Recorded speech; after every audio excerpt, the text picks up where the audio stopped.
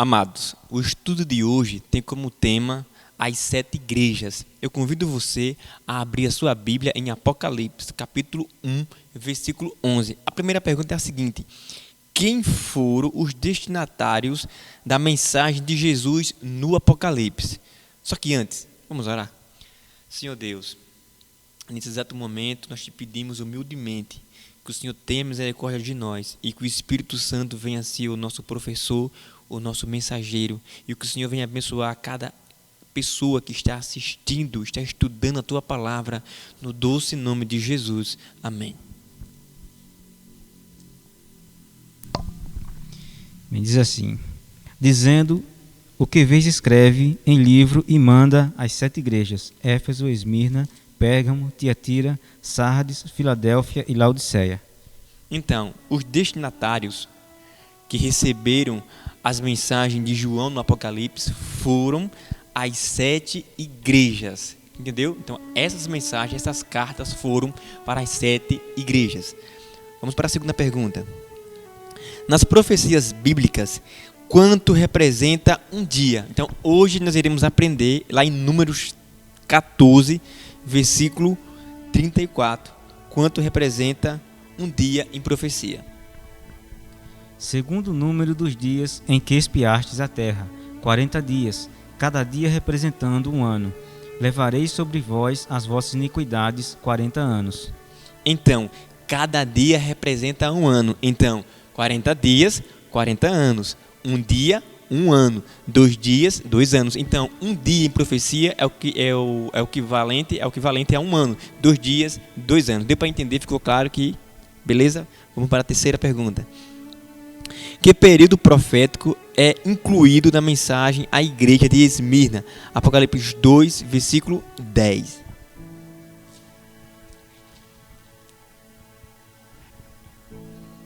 Não temas as coisas que tens de sofrer.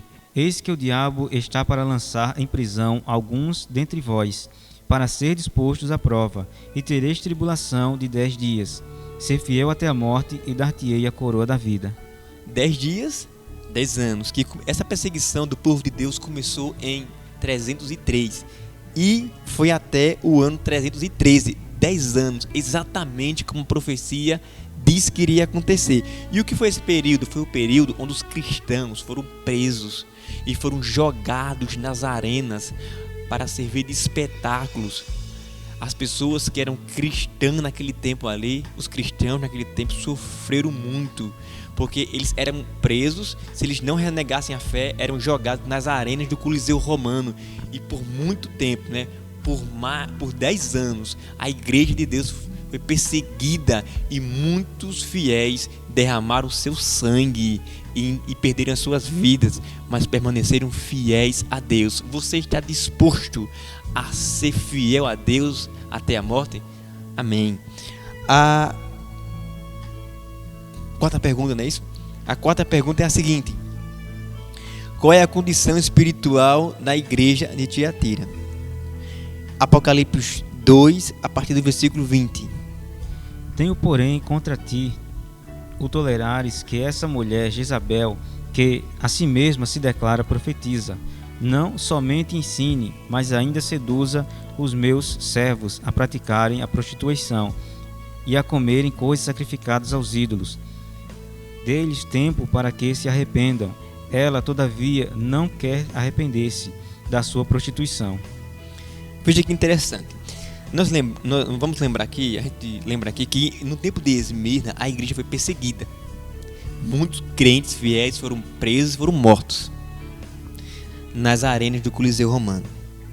Só que em 313, Constantino, assina o Edito de Milão, liberando para que os cristãos pudessem adorar a Deus livremente.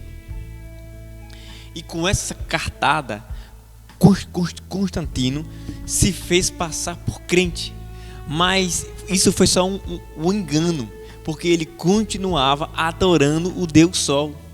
Então, um momento ele estava na igreja, e quando ele saía da igreja cristã, na igreja dos cristãos, ele ia adorar ao seu Deus pagão.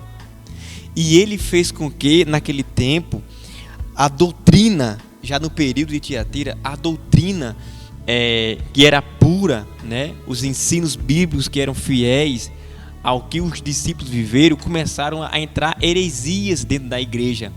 E a igreja começou a tirar o foco de Cristo, a tirar o foco da lei de Deus. E a igreja começou a caminhar para as trevas espirituais. E a igreja começou a caminhar para a apostasia. E o resultado dessa semente a gente vê hoje em nossos dias, né? Pessoas aí adorando a criatura no lugar do Criador. E isso começou no tempo aqui, ó, de Tiatira, onde as trevas começou a entrar na igreja de Deus. Olha que interessante a quinta pergunta. Que apelo comovente Cristo faz a quem está espiritualmente morno? Apocalipse 3, versículo 20. Eis que estou à porta e bato. Se alguém ouvir a minha voz e abrir a porta, entrarei em sua casa e cearei com ele e ele comigo. Então hoje, irmãos, Cristo está batendo a porta do teu coração. Cristo está pedindo licença para entrar em tua casa e salvar a tua vida e a tua família. Não resista ao chamado de Deus. Quantas pessoas permaneceram fiéis a Deus até a morte e quantas pessoas rejeitaram o chamado de Deus ao longo da história. Você hoje pode decidir em abrir a porta e permitir que Cristo entre na tua casa, e Ele salvar a sua família, você e a sua família, ou você não abre a porta e o inimigo que desceu para esse mundo para roubar, matar e destruir, ele vai arrebentar com você e com a sua família.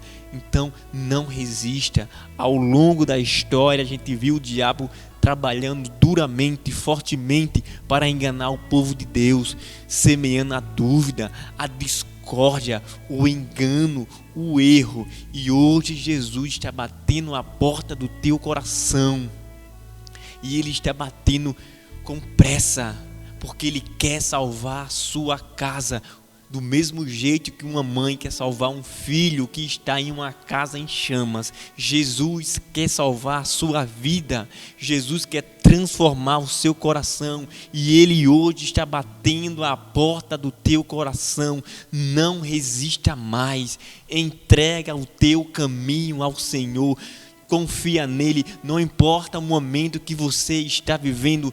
Hoje Jesus está batendo a porta do teu coração, e quando Jesus entrar na sua casa, a sua vida que hoje está preto e branco vai ganhar cores. Olha como está o mundo, estamos passando por uma pandemia, muitas pessoas não têm a luz das Escrituras, o medo está destruindo, está completamente transformando as mentes e os corações dessas pessoas. Mas hoje Jesus se apresenta como aquele que venceu o pecado, que venceu o mal, e Ele quer vencer também com você na sua vida. E se você aceita o apelo não feito por mim, que sou falho e pecador, mas pelo Espírito Santo, abra a porta do teu coração e deixe Jesus transformar você.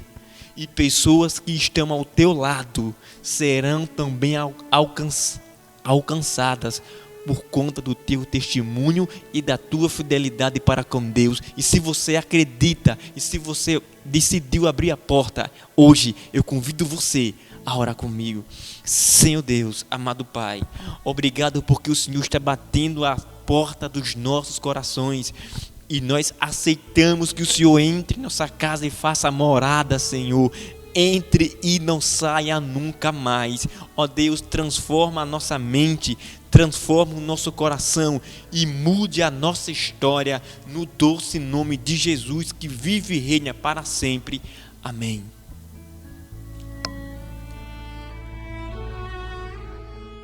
Um dia tudo será alegria, não haverá mais tristeza, incerteza, medo e dor. O dia do Senhor.